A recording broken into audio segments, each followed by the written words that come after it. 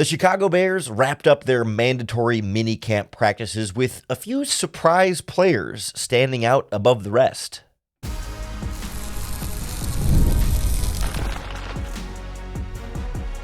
You are Locked On Bears, your daily Chicago Bears podcast. Part of the Locked On Podcast Network, your team every day. This is Locked On Bears, and I'm your host, Lauren Cox. I'm here to bring you your daily, in-depth Chicago Bears news and analysis. You can follow me on Twitter at CoxSports1, and you can follow the podcast at Locked On Bears on TikTok, Instagram, Facebook, Twitter, and the Locked On Bears YouTube channel, where you can keep up with all of our video podcasts as well. Thanks for making Locked On Bears your first listen today. We're part of the Locked On Podcast Network, your team every day. On the show today, we're going to recap what we learned from Bears' mandatory minicamp, some standout players that you might not expect, so maybe even one that not very familiar with there, but also a couple of guys we know a little bit more about, Jaquan Brisker and Tyrique Stevenson, also standing out at practice, and both, I think, trying to put some of their past with the Bears behind them. One more in terms of health, the other in terms of mistakes, and we're getting some updates from both of them that are encouraging in their respective sets of challenges here.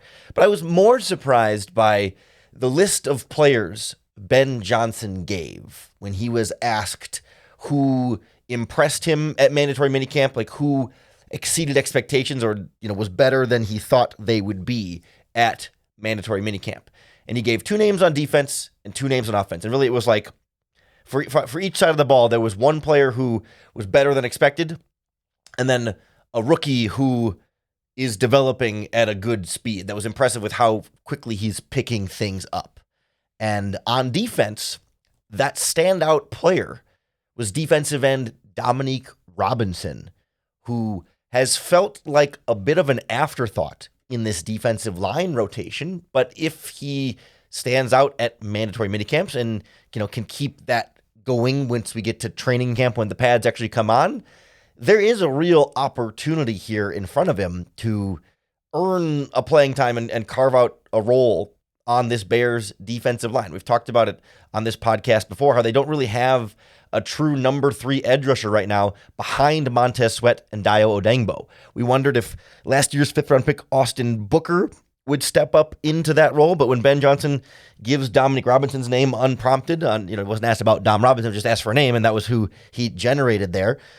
That's significant. I don't know that it's significant enough to keep the Bears from still potentially pursuing a free agent defensive end, but for Robinson to be the edge rusher and really the defensive lineman among that group that stands out and steps up to the top says something. Because we knew that Robinson was always going to be more of a developmental prospect when the Bears took him 3 years ago in the 5th round. He was a converted wide receiver. I think he had played quarterback earlier in his high school career. Like, this was someone who has been still learning the defensive end position, and that's going to take time to master and improve and get better. And that's not to say that all of a sudden he's going to be some great player this season that he hasn't been the last few years, but at least signs of encouragement and being more of a late bloomer doesn't seem totally out of the question here, given the trajectory of where his career was going as far as the position change goes. Now, he was a healthy scratch for a lot of last season, like trending in a very wrong direction, but Ben Johnson complimented his speed, his quickness off the line of scrimmage, and his ability to also contribute on special teams.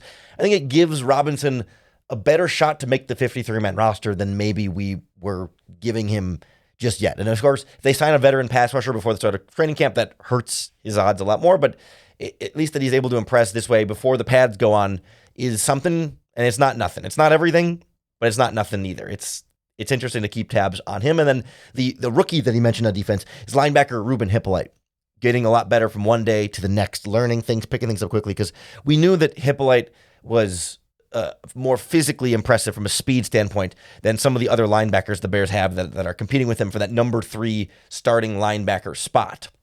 But coming in as a rookie, learning Dennis Allen's defense and adjusting to the NFL for the first time, right? He's still got to pick up all the different responsibilities and terminology and okay, what's his job? What's my job? Where am I supposed to go? You're trying to read and react on a play. And sometimes that catching up process mentally can make you a step slow, but he's got the kind of speed to maybe make up for when you're a step slow and still stand out this time of year. And then once the speed of the processing picks back up, then you're reacting quickly and you've got the speed on top of that. You can see where his developmental path goes there to finding a starting role in this defense. He's still competing with, Noah Sewell as the former 5th-round pick out of Oregon.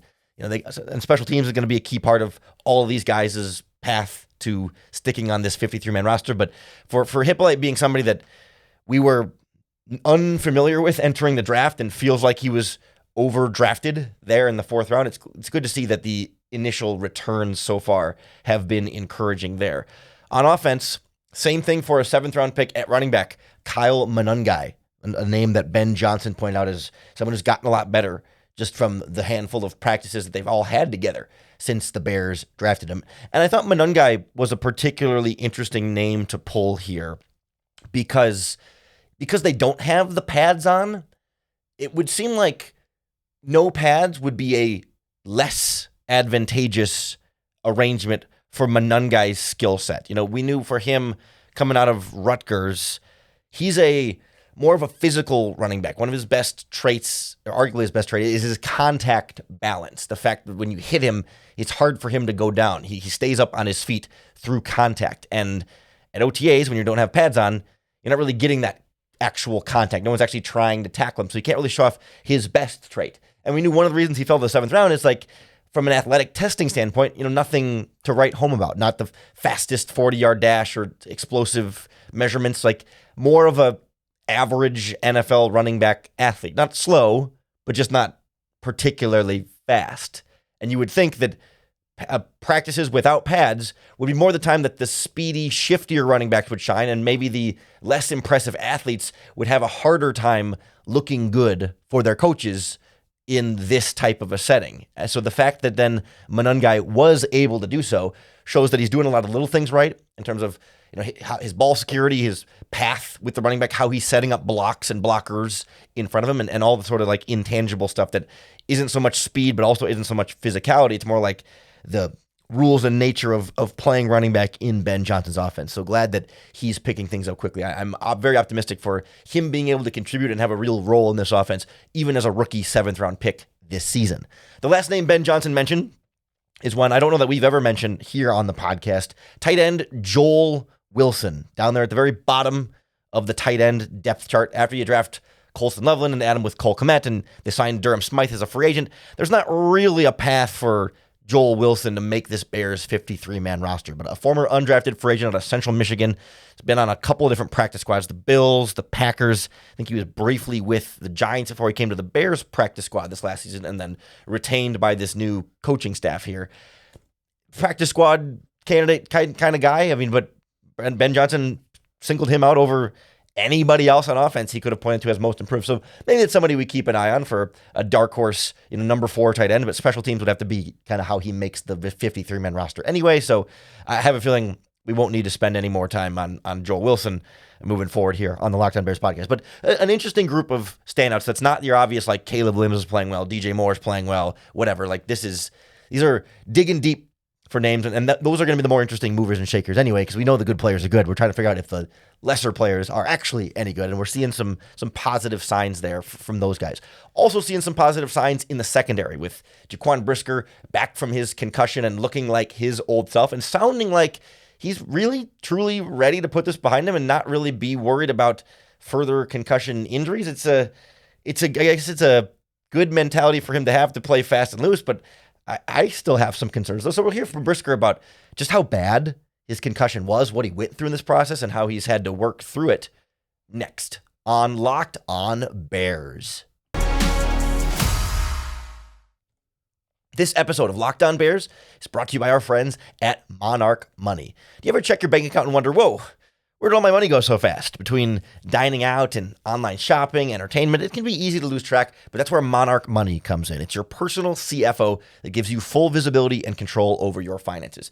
I have the Monarch Money app on my phone. I've been using it. It's a great way to keep up with everything all in one place, because it's not just a budgeting app. Monarch Money is a financial Command Center, where you can track all of your accounts, investments, and spending in one app, so you stop just managing your money and start building wealth. Because before, it's like I have an app for my credit card, and I've got an app for my bank account and my debit card, and I've got an app for my investments, and an app for my retirement account, and you got to sign into 4 different things to keep tabs on everything that's going on. Well, with Monarch Money, it's all in one place to make it easy to manage your money, track your spending, and even plan long-term financial goals. So take control of your finances with Monarch Money. Use our promo code LOCKEDONNFL at monarchmoney.com for 50% off your first year. That's monarchmoney.com, code LOCKEDONNFL for half off your first 12 months.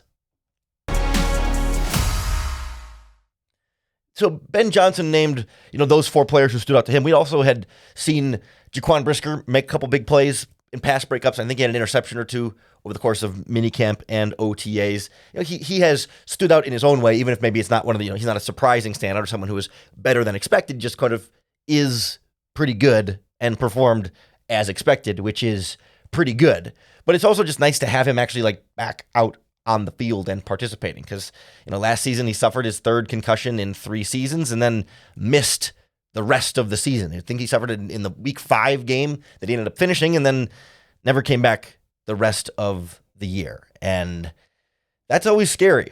Every concussion can be scary, but especially your 3rd one in 3 years, keeping you out for 12 games and an entirety, essentially missing an entirety of a season from it is rough. And when you hear Jaquan Brisker kind of describe what he was going through, it was extra rough, because this wasn't I don't know if whatever you call a normal run-of-the-mill concussion, right? I don't even know what that means anymore. But right, we all have a certain idea of when a player gets a concussion, kind of what that means and what they can loosely be experiencing. But Brisker suffered a special kind of concussion that's particularly severe and unique, to where he had to do a lot of retraining of his nervous system, when it comes to balance and coordination and stuff. That just sounds really scary. And then also at the same time, Brisker still kind of felt like he was close to coming back, but never could really get over that hump. So it's kind of this weird mix of stuff is off, but it's not so far off that you just he's not locked in a dark room for 14 hours a day, but just can't quite get over the hump there. So here's how Brisker described really the last, what would it be, 6-7 months, 8-9 months now at this point of going through this process, but now trying to find a way to just put it behind him and get back to playing football. That you had to retrain your nervous system. Mm-hmm. What does that mean, and what did that look like? Well, so I went to a doctor in Pittsburgh, and he basically just explained the type of concussion I had and told me how to retrain it. So really just doing exercises, and that's really what I had to do. And then I did furthermore later on when I got to California. What kind of concussion did you have? Vascular. That's what he told me. So. Was this at the University of Pittsburgh? Was that the... UPMC. Yeah, UPMC. Yep. What are the exercises you do? Just side to side movements, a lot of tennis ball catching and things like that. Just trying to track my abs, get my abs moving around, get my body moving around, fast and things like that. Just reacting. Do you still do that now? I mean, I'm fine, but I just go through my regular routine. There's a lot of talk about you in terms of your long-term health, just because you've had multiple concussions and people wondering how durable you are and how long you could withstand this. Mm-hmm. Does that go through your head too? Are you worried about yourself? No, I'm not. I'm good. I'm past that point.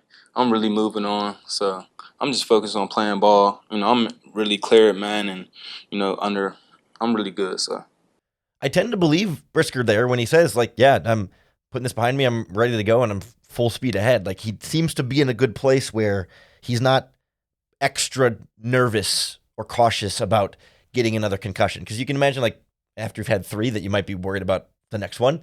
But at the same time, if you're out there spending the whole game worried about getting a concussion, then you're not going to play fast and loose. And sometimes you can even be too stiff and rigid and put yourself in more dangerous positions because of how worried you were about potentially getting re-injured. So I don't know. There felt like a genuine confidence behind his idea of no, I'm all good. This is behind me. And he said, he doesn't need to change his playing style. He's just going to do what he has always done. And I can sort of hear people wait, shouldn't he be more careful with his head? And I'm like, yeah, but the concussion he suffered last year was not because he hit someone with his head. The concussion happened when a player hit him it hit Brisker's neck with the offensive player's helmet. And that's what kind of like jarred his head, right? It wasn't like he was coming in for a tackle with the crown of his helmet leaning forward and spearing somebody in a way that might put your own head at risk. Like, this was an injury that is a little bit more, unlucky, happens over the course of a football game every once in a while. Like, you, at some point, you just can't prevent injuries. You can try and tackle with good form and not put. There are certainly ways you can increase your injury risk with tackling with poor form and putting your head out there, but you can't stop it all. And I think he's kind of at this point where it's like, well, I wasn't doing anything reckless when I got this one, so if I'm going to get another one, I'm going to get another one. But I can't prevent all concussions from happening to me. So play the way I always play and just kind of roll with it. And I mean, it's certainly scary to me, but he said he talked about it with his family and stuff, and everyone's on board. They're all good to move forward with it. I just you feel for him as a human being, everything he had to go through just to get back to this point, and kind of similar conversation with the Tua stuff, where it's just like, man, that's tough. It's a really tough thing, but you hope that he can play a fully healthy, concussion-free 2025 season, and then that should, in theory, be enough to get him a contract extension. I mean, he was asked, like, what if he feels like he has anything to prove this season. He just said, just need to stay healthy. Like, he knows who he is as a playmaker and a safety who can cover and tackle and be up in the box and be physical and be on the back end. And certainly Dennis Allen's defense is going to ask him to be more of a jack of all trades, not just a up in the box safety, but really kind of playing deep too and lining up in a bunch of different places in the secondary. And I think it'll be a good evaluation season on both sides, where they'll really see him have to do everything and see him try and stay healthy again. And if he can check both of those boxes, I think they'll bring him back in a long-term deal. But if, and I suppose specifically for me, it feels like a concussion issue, right? Like, if he sprains his ankle and misses 2 games this season, but still plays 15 and doesn't get a concussion, I think I'm okay with re-signing him then, right? It's specifically a concussion or some other major long-term. If he tears his ACL or something, I'm not going to give a big contract extension right off of that. But, for the most part, he doesn't have to play all 17 games as long as he just doesn't suffer another concussion and looks the part in Dennis Allen's defense and feels like someone who's a good fit here and can be a long-term piece for this Bears secondary on the back end there. Like, I think it feels similar to Tevin Jenkins entering this past season, right? Where we know when this player is on the field, they play at a high level, maybe not a Pro Bowl level, but a high level, a level of someone you would like to keep around. And it's purely a question of how well they can stay on the field. And we saw with Jenkins, year 4 still wasn't able to stay on the field as much as the Bears would like, and so they move on, and he doesn't have much of a free agent market to choose from.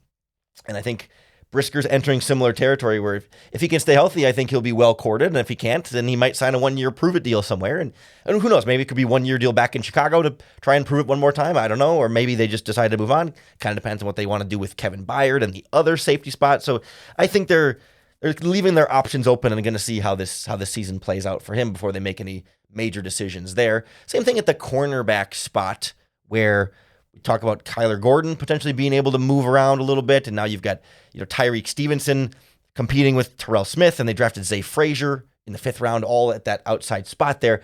And I when we hear from Stevenson, I hear a maturation, a maturity in him, and I think a real growth from where things were last season with the Hail Mary play. Like, I think this has hit home and sunk in for him. So we'll hear from Tyrique Stevenson and his outlook on this upcoming season and why I think he's in for a good year in Dennis Allen's defense next on Locked On Bears.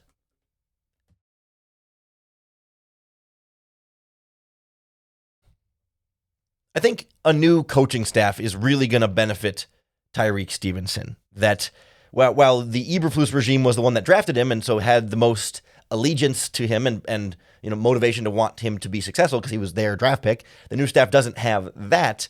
But I do think having different coaches in there will help put everything behind him from the Hail Mary last season, and then Dennis Allen's scheme will go a long way towards Stevenson having a better year 3 than what he's had in year 1 and year 2. And Stevenson himself kind of downplayed this idea of the fresh start because, well, I want you to hear it because I think this is what illustrates his maturation for me a little bit. The accountability here. Like, it would be easy for him to kind of say, like, yeah, fresh start, new coaches, all that's water under the bridge, and we don't got to worry about it anymore. But like, he's wise enough to recognize that this wasn't just some small little thing that everyone's just going to forget about right away. Like, you do have to own it and address it and step up for it. And that just because there's new coaches in, like, doesn't mean it goes away, and that, like, all of his teammates that are still back from last season were all here for that, and he still owes it to them. Like, I think he's found a good spot of, like, right in the sweet spot between it ruins his confidence and he'll never be able to recover from one bad mistake. Like, I think he's smart enough and has enough confidence in himself to say, no, that's not me, I'm better than that. And then also not downplay it and act like it wasn't that big of a deal that didn't need to be addressed or anything.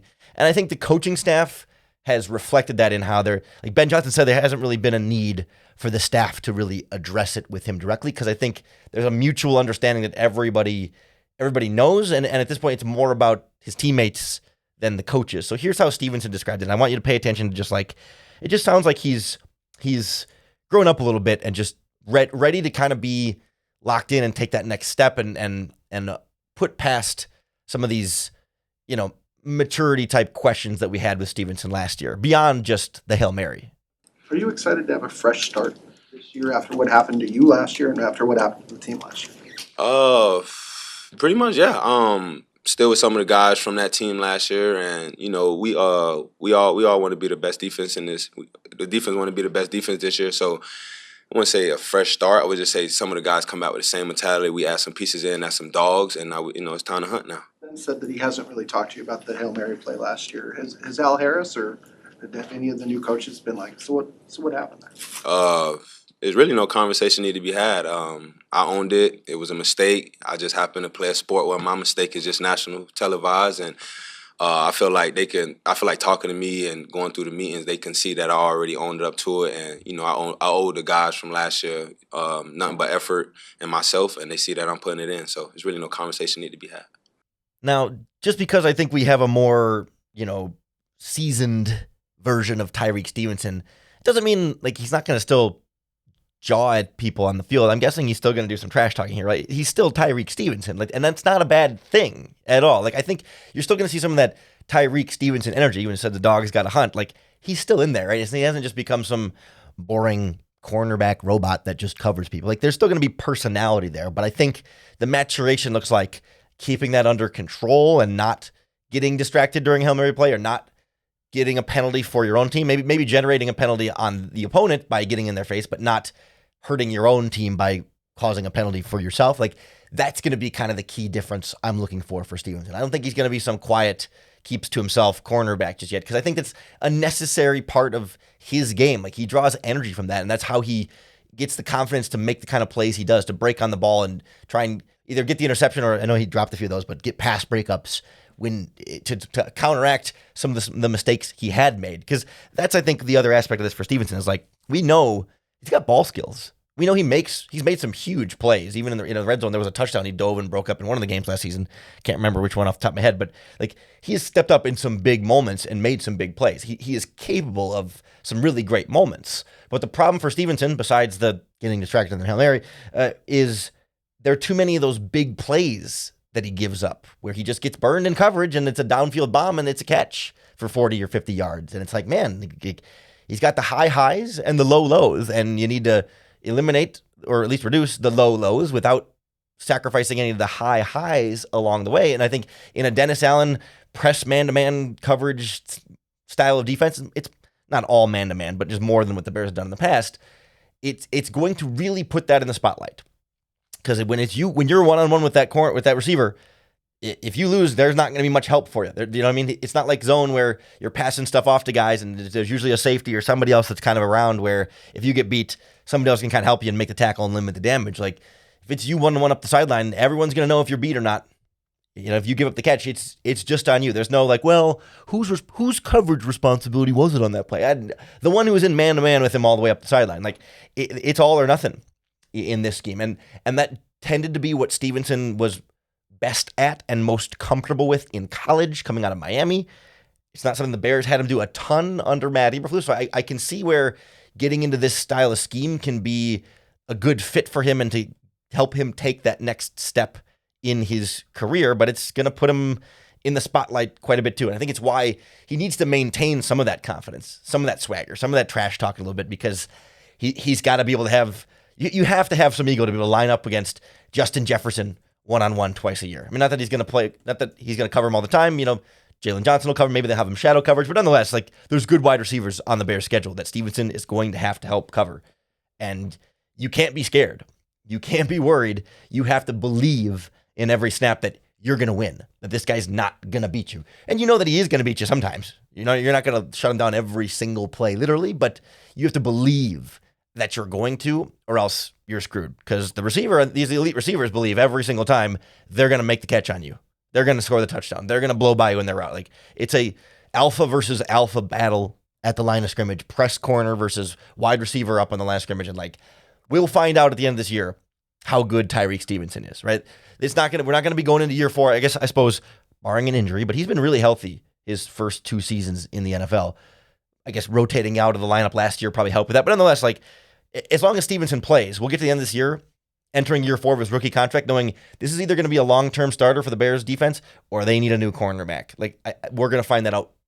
I don't want to say quickly, but we will find out by the end of the season. We're not going to go into year 4 like Brisker or Tevin Jenkins wondering, is Stevenson the guy? Yes or no? We don't know. We're going to know either he was good in this scheme and he's good to go, or he's still too inconsistent, too many ups and downs and getting burned sometimes. And that means more competition, looking for a potential long-term replacement there. Because by year 4, in a scheme that should be a better fit for him, having gone through a lot of trials and tribulations, like, this is the time to show up and show us what you are before. I don't want to say before it's too late, because you do have the 4th year, but like, there's going to be some real competition next year. Like, there's competition now, Terrell Smith and Zay Frazier, like, yeah, but it's Stevenson's job to lose, and by all accounts, he's going to hold on to that job. But if he struggles again this year, then I think we see more serious competition brought in for him in 2026, and then it's a whole different ball game there. But you know, he certainly deserves the benefit of the doubt, and I think scheme will make a big difference. The maturation will make a big difference. Well, I think one of the big keys is just going to be how good the Bears pass rush is up front. And that to me remains one of the big question marks of this offseason that we're going to have to keep digging into here on the Locked On Bears podcast. So make sure you hit that subscribe button on YouTube or wherever you listen to podcasts, because that's going to be the best way to keep up with all of our Chicago Bears news and analysis. In June, we're not quite daily, not quite 5 days a week. We slow it down to just 3 days a week this time of year as things slow down, but we'll ramp back up to a full 5 days a week once training camp rolls around to get you ready for this Bears regular season. That's why you have to keep making Locked On Bears your first listen today and every day. If you're looking for a second listen, you can always check out the Locked On NFL podcast for more football coverage from around the league. Locked On NFL Scouting, Locked On NFL Draft as well, or any of the other Locked On Podcast Network shows for your favorite teams. Locked On MLB, NHL, NBA, and college sports. We've got all your favorite teams covered. So go listen to another Locked On podcast today for your second listen. Coming back tomorrow for another episode of Locked On Bears and another opportunity to bear down.